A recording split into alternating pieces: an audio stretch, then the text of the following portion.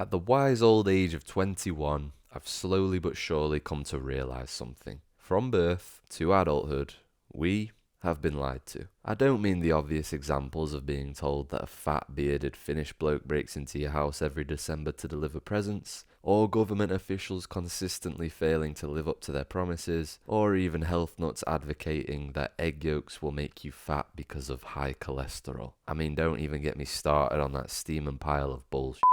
No, I'm talking about something a lot harder to see. A subtle yet extremely prominent subliminal message that's worked its way into our minds disguising itself as morally good. It's the primary theme of every other Pixar movie, sitcom, anime, okay, you name it. A value you're encouraged to live by. Alright, I'm done with the dramatic monologuing now, but let me know if these sound familiar. Family over everything. Put others first. Service before self. I mean shit, even the Bible tells you love thy neighbor. All of these sound great on paper, don't they? Make you sound all wise and virtuous. Shit, if your delivery is on point, they might even get you some bitches at the club. Depends what aesthetic you got going on, alright? Depends what your demographic is, you know what I mean? But anyways, I'm gonna need you to forget all that. Just scrap it. Just for this video, okay? Hear me out. Instead, I want you to consider this. You are the most important thing in your universe. You matter most. Don't put anything within your reality above yourself. You need to stop pedestalising everything and instead be at the top of your own pedestal. Now I can guess what you might be thinking. You arrogant fuck.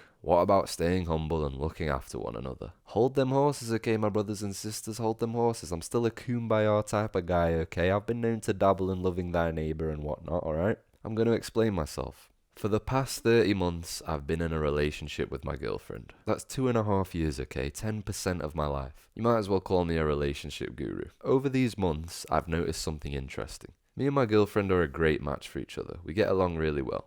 99% of the time, we're good. We're happy, we're laughy, we're pissing around, etc. But occasionally, either she or I have these short periods of time where we might be noticeably off with the other. Moody, short, irritable, impatient, you name it.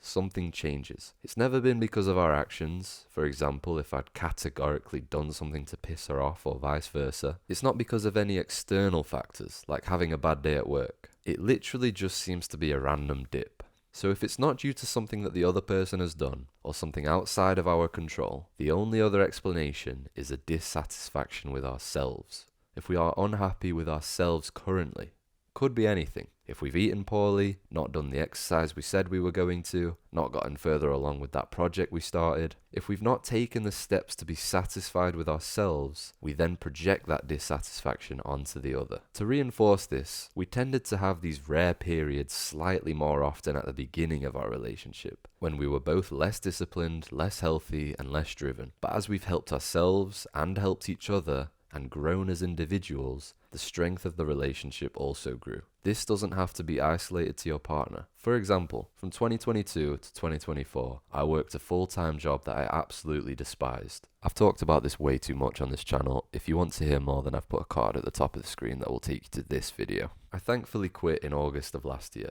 After quitting, I expectedly became a lot more content with myself and my life. And my newfound contentment actually put something into perspective for me. I realised that I'd had the same tendencies of impatience and general moodiness with my mum just after I'd gotten home from work. This wasn't because of anything that had happened during the day or just a bad day at work, but it was because I was dissatisfied with myself whenever I was there because I knew I could be doing better. So my point is, do right by yourself so that you are then able to do right by others. I mean, you are literally told this at the start of every plane journey. Put on your own oxygen mask first before helping anyone around you put on theirs. You can't give love to other people if you don't even have any for yourself. That's like trying to sell a sofa on eBay but you don't even actually own a sofa like that.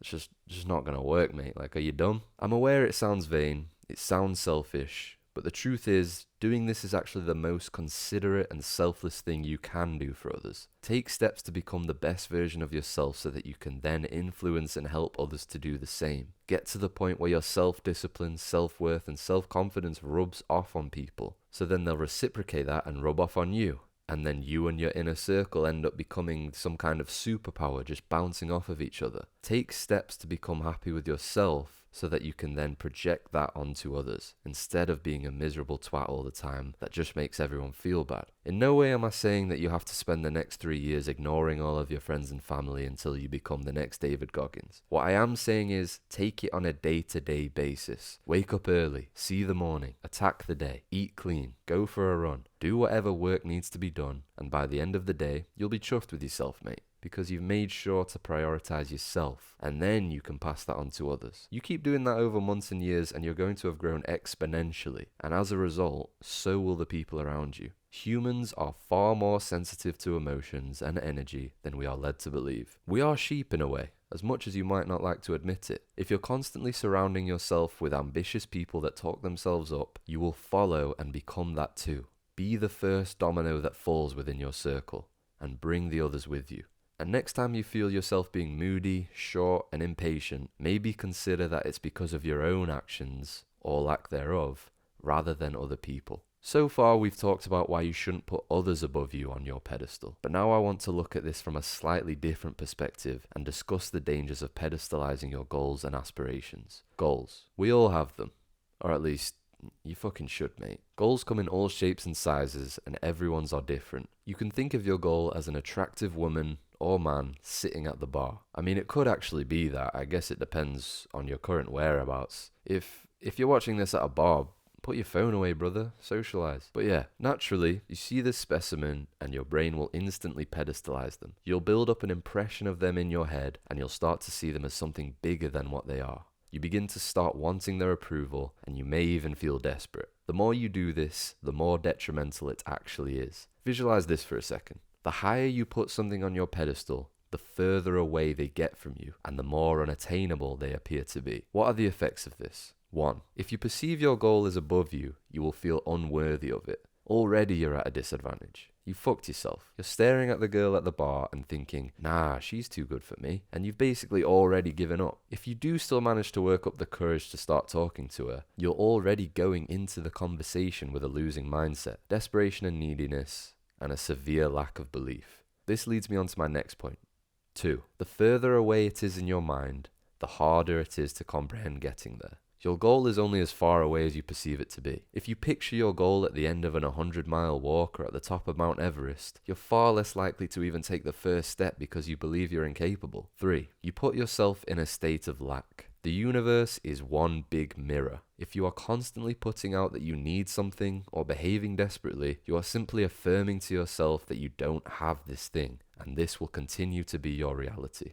I'm now going to give you some solutions to counter these problems. I mean, I'm not just going to spit all these facts and leave you with nothing, so take notes. Firstly, you need to be content with or without your goal. If you fail to do this, you will once again be in a state of lack, and the universe will acknowledge this. You don't need to achieve anything. You won't be void of joy and respect. You won't be less of a person if you try and you fail. Picture the reality where you do successfully achieve your goal, and picture the reality where you don't.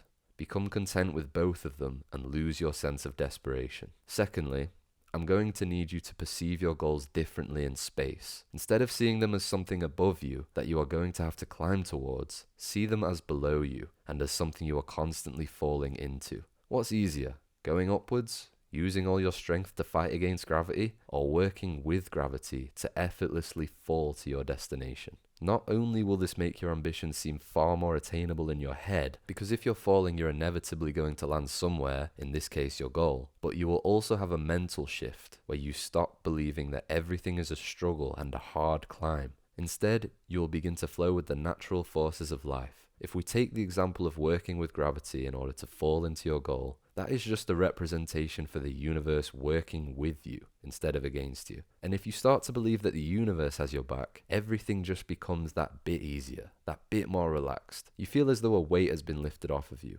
and you believe that you can achieve anything. So when you go up to that girl at the bar, see her as something you're falling towards instead of some unattainable trophy at the top of a mountain. Become content with being successful and with being rejected. Trust that the universe is working with you and has the best intentions for you, and just see what happens. If I had to summarize the message of this video into one sentence, I would say, look after your pedestal.